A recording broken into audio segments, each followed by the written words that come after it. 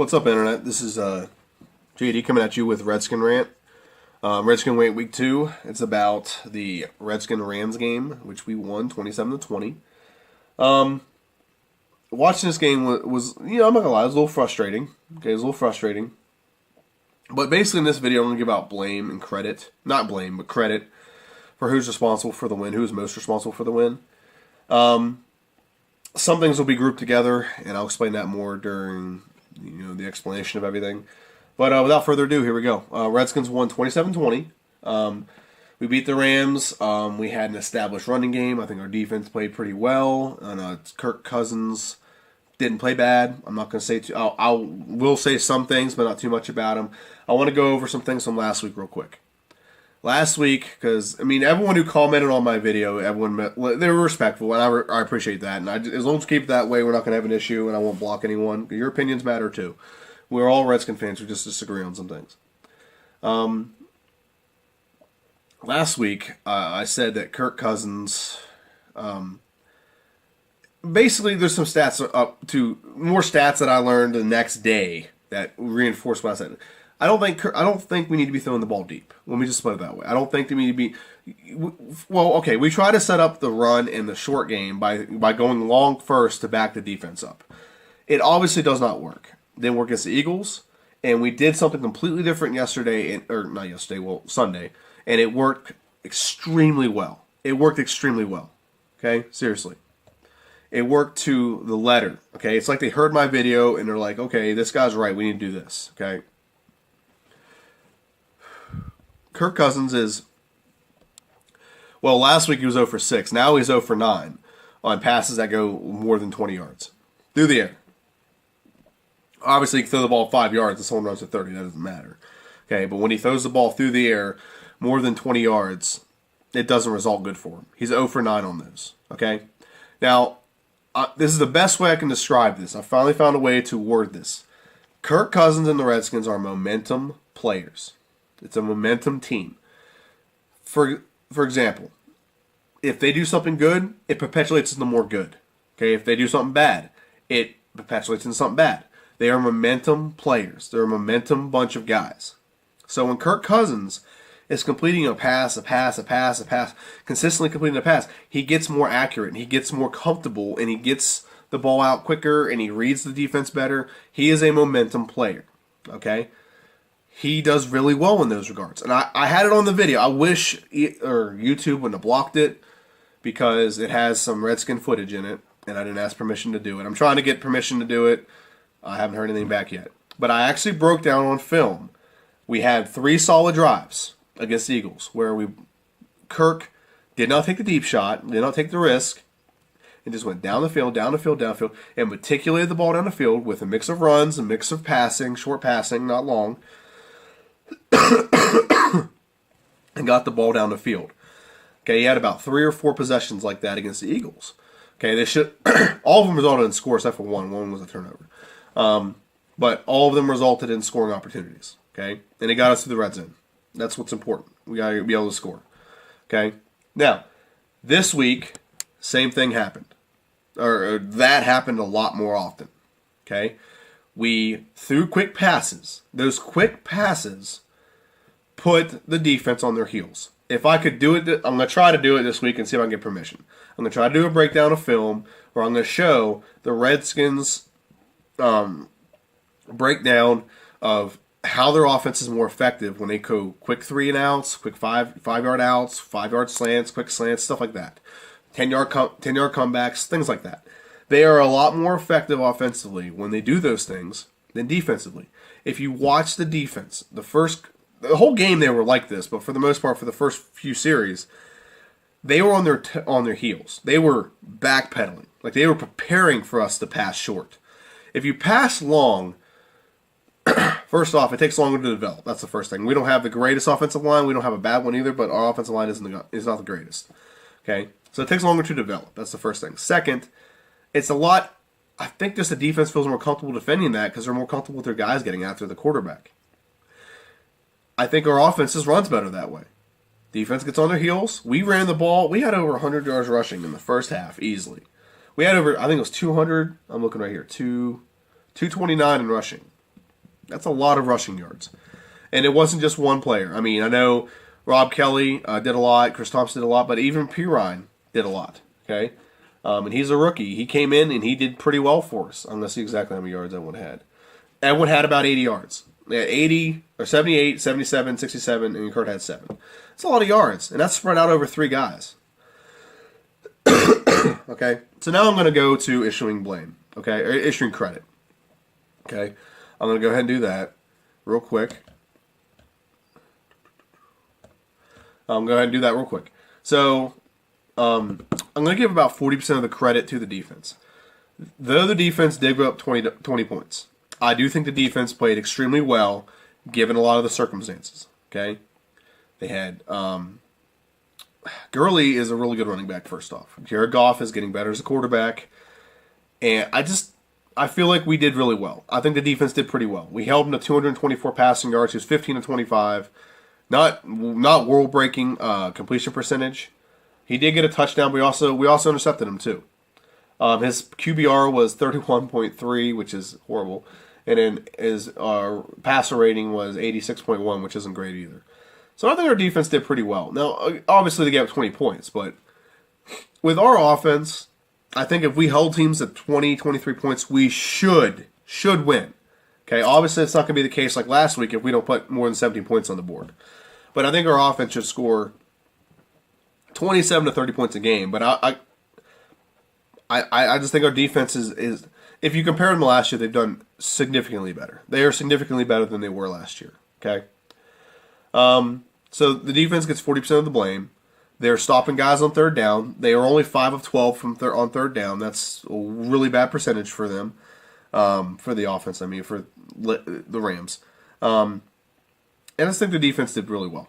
And we honestly should have 30 points, but we missed a field goal. That's part of it. So now the next part, another 40% of the blame slash credit will go to a mixture of the running game and the coaching. You know, I'll just do 20% running game.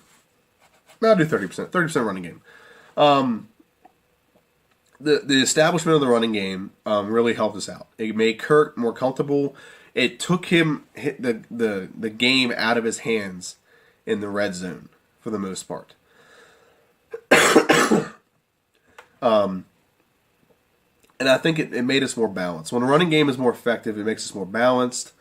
I still, honestly, it doesn't really matter 100% if the running game is established. I think it would still be effective throwing short passes. But I think it's a combination of two things. Because the Rams have a great front. They have a great front seven. So, I mean, the short passes keep the defense on their heels. Okay?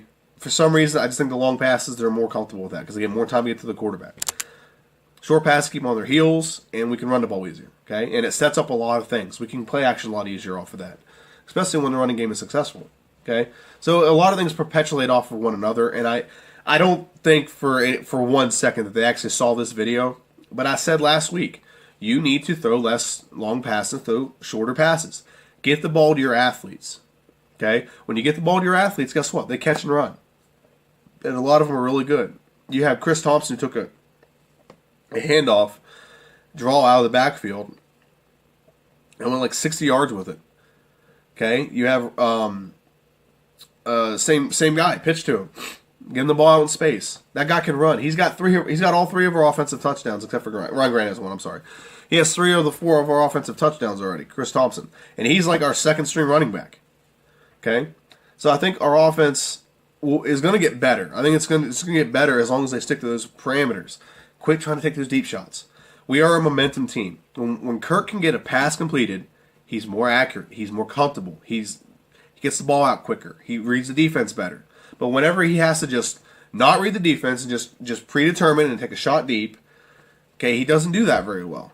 Okay? Now, he didn't do that. I don't recall any. He might have done 1 or 2, but I don't recall any this week. But he did have some passes over 20 yards. And he was 0 for 3 on passes over 20 yards this week. So he's 0 for 9 this season.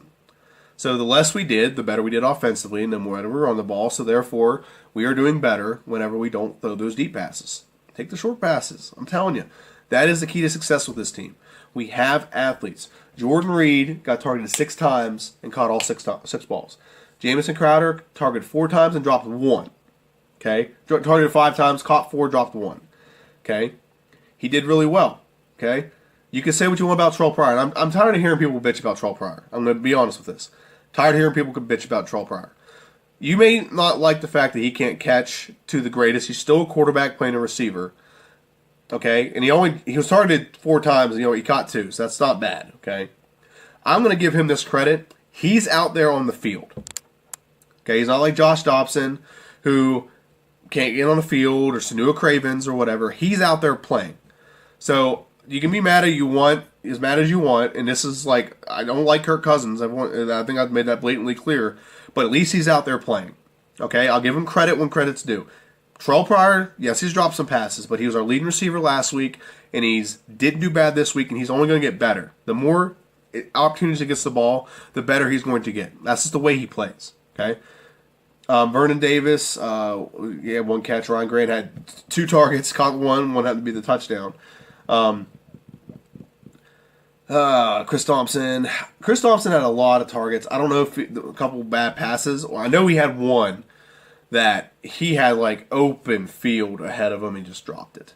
Okay, so there's a couple things we can always improve on. But for now, 30% of the blame or the credit goes to the offense. So that was 70%, 20%, or the running game, I'm sorry. 20% goes to the offensive coordinator. Jay Gruden, I don't know if you saw this video, but good job. You listened. I doubt you saw it, but you listened, okay? Your team does better. Know your talent. Know your quarterback. He does better when he gets the ball out quick and you give him a quick read. You have fast enough athletes. Your team does better when you do that.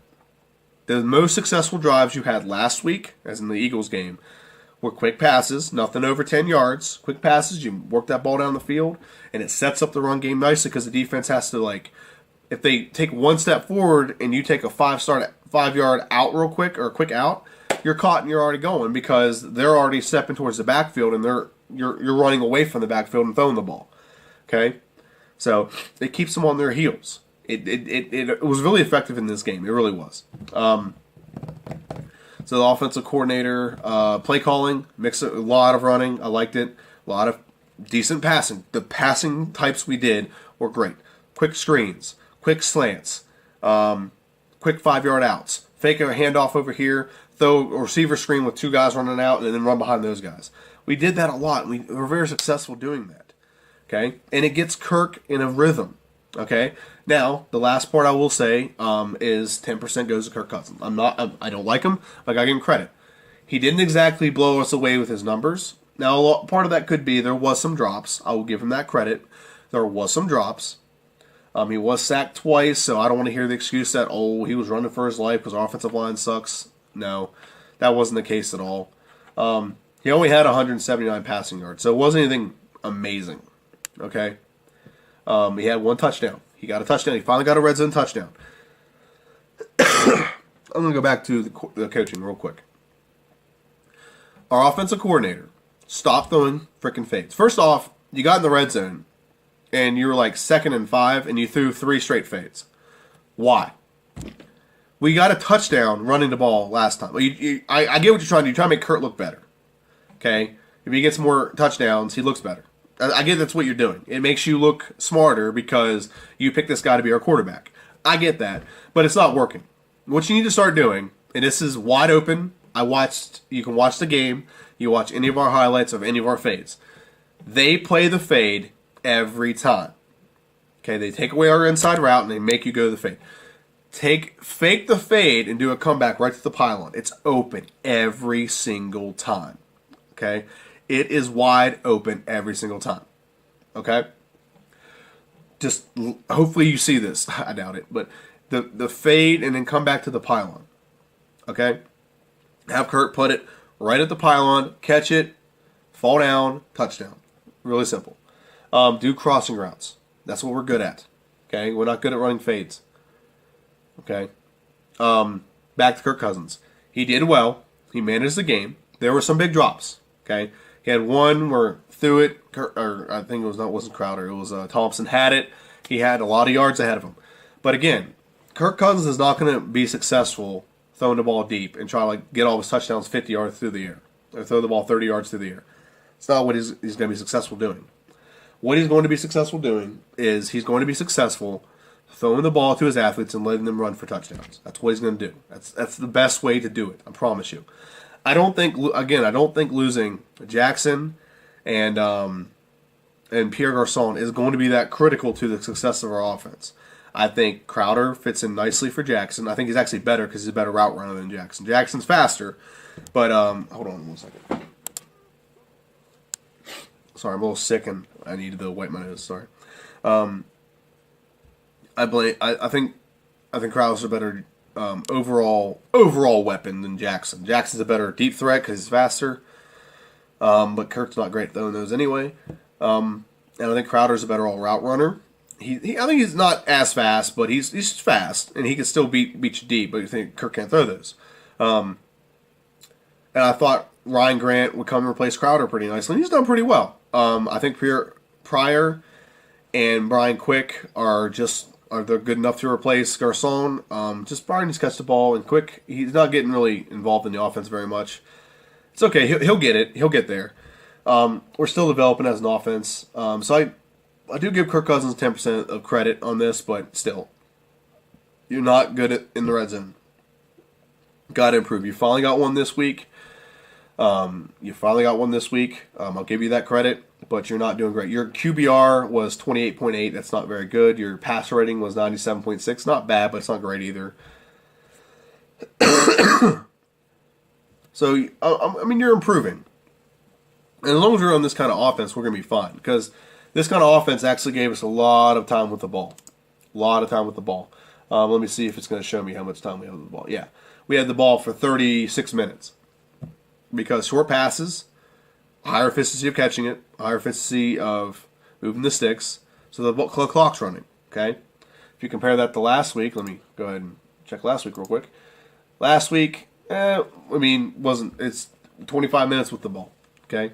No established run, and a lot of long passes, so that really kills us. I really just believe we're a momentum team. We take our momentum, we take our catches, and the more catches, more passes complete that Kirk gets, he gets better. He gets better and he gets more accurate. He rolls with it. That's the best way I can put that. He rolls with the punches, he rolls with it, okay?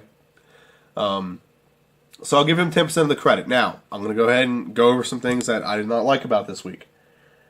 Defense got to do a better job of not losing guys in matchups. We have to tackle. When we have opportunities to sack the quarterback, we have to take it. The first touchdown they got was because we blew an assignment, and the only reason Jared Goff was able to find the guy open was because we missed a sack. We have to do a better job of doing that. Okay? Coaching. I can't really complain too much about the coaching. Just stop throwing fades. And then Kirk, just make sure you're a little bit more accurate. Some of them, you're just a hand too far, okay? Just a step too far, okay? So we can always do better in every aspect of the game. I don't think Rob Kelly's out. I'm going to go ahead and say this now. Though Rob Kelly played well, and I give him a lot of credit for playing well, I do think he should be on the team, but I think Mac Brown should be started. I think Mac Brown does a better job of finding holes. And I actually explained this in the video. I wish the video was posted so I could have a reference point, okay? Mac Brown follows blockers better than Rob Kelly. I'll give an example. In the Philadelphia game, we had a game where we did it was a pitch to the left side. Now, Rob Kelly, as soon as he got to the edge of our linemen, looked to turn upfield. However, we had a tight end or someone that pulled out and was blocking a corner. So we had another lane out here. So we had two lanes. We had a lane straight up and a lane out here. Kelly tries to get right upfield right away and just get maximized yards and get contact as soon as possible. He doesn't try to avoid contact. He got sacked. He got tackled for a 3-yard gain. Mac Brown is an exact same play we ran in preseason. I think we were playing the Bengals. He takes that same exact play, but he bolts for the outside of the guy blocking the corner, and it turns into an 11, 12-yard gain with a first down. That's where I think that they differ. I think Rob runs hard. Don't get me wrong. He is a great, hard runner, but he's a bruiser. He's not a guy that's going to break a play open. He's just not that guy. Okay? I think Mac Brown does a better job of following his blockers and seeing where the maximum yards he can get are, not the maximum yards he can get with contact. So that's just my opinion. And the thing about that is I don't think Rob Kelly is going to fumble the ball very much. I don't think we're in that situation yet. However, if you avoid those kill shots, first off, if you're always getting hit and you're always searching for contact, you're eventually going to get hurt more. That's why Emmitt Smith had such a long career. He avoided all those kill shots. Okay, so Rob Kelly, you run hard, but you're going to get yourself injured. Okay, get the maximum yards, not the maximum yards with contact. Okay. This week coming up, we play the Oakland Raiders. This is going to be a tough game. It's not going to be something easy. It's not. Anyone who thinks it's going to be easy is a fool, is a dead fool. Let me see if I can bring up the schedule real quick. See if there's any odds. I doubt there's any odds. 3. Week 3. Come on, go to week 3 next week. Okay, we play the Raiders. It's not coming up, but whatever. Play the Raiders. Raiders, God, it's going to be tough because Raiders have one of the best offenses in the league. I don't want to say they're one of the best teams because they're not a great team. Their defense is not very good. It's going to be tough. Here's why. Because they have a solid running game and they have at least 3 good receivers. They have Crabtree. Well, they have 4. Crabtree, Cordell Patterson, Cooper. Not in this order. Obviously, Cooper's the best. Crabtree and then Patterson. And then they have Cook as their tight end. And he's a really good tight end. Really good catching the ball. So they have a lot of weapons everywhere. And we're going to need... And then they have beast mode in the backfield. Which I don't think we're going to have an issue too much with beast mode because I think our running game is turned it around. They're pretty stout this year. Our running game is pretty stout. Our run defense, I should say.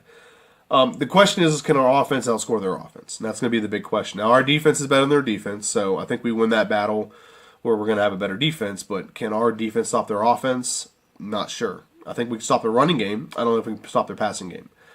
And can our offense score on their defense? I think it's a yes. It's going to be close. It's going to be very close. If we execute what we did this week, run the ball, control the clock, short, quick passes, meticulate the ball down the field, and we have to get 7s rather than 3s. I was talking to a friend of mine. His name was Herb during the game. We have to get 7s. Here's why. I think psychologically you have to get 7s. And here's why. With the Redskins, and we had this issue a lot last year. This is why I blame Kirk Cousins for a lot of last year's faults. Okay? Why we didn't do well last year. Or non-success. That's the best way to put it. If you're... if you're getting in the red zone and you're not scoring 7, you're scoring... Let's say you have 3 possessions. Let's say first possession of the game, Redskins have the ball. They march down the field and they score a field goal. Okay, it's 3 points. So right now it's 3-0. Defense forces a turnover on like the 40. We get a couple first downs, but we get in the red zone. It stalls. We kick a field goal. Now we're up 6-0. Right there, we've had 2 possessions, and all they have to do is score once, and they're already beating us. That's the psychological edge. We have to score. We have to do twice as much to match what they're doing. Okay, even though our defense has already stopped them once, our offense has had more than one opportunity, and they don't even have the same amount of points as their offense. Okay, it's a psychological thing. And then say they go again. Like Sunday. A perfect example was Sunday. We had a touchdown. Okay, touchdown. Field goal. What is the mindset if you have touchdown? We're up 21-0. Okay, the psychological mindset of the other team is not. It's different because if you have 13 points, this is the way I see it. I used to coach. This is the way I see it. 1 score, you're back in it. You're only down by a touchdown, and that's exactly what happened. 1 score, they're back in it. That's basically what it is. It's that simple. If we have 17 points rather than 21, 1 score, still 2 possession game. Their approach mentally is different. Their approach, okay? I think it psychologically drains us too because we feel like we have to do so much more to get so much less. If that makes sense. It's psychological. We have to capitalize on those scoring opportunities, and we need 7s, not 3s. Okay. We need to capitalize on those opportunities. It's psychological, especially whenever you do that. You get 13-0, and then you score a touchdown. They're within a touchdown. The game's close. So, I'm just saying. You don't have to believe me. You don't have to trust everything I say. But it is a factor. That's all I'm trying to say. It's definitely a factor that goes into our team playing. We would do better. Our whole team would do better because our defense has done a great job. They did a great job last year keeping us in games. They do a great job this year keeping us in games so far. We just have to be cognizant of that. Get the ball in the end zone. Sevens, it results in.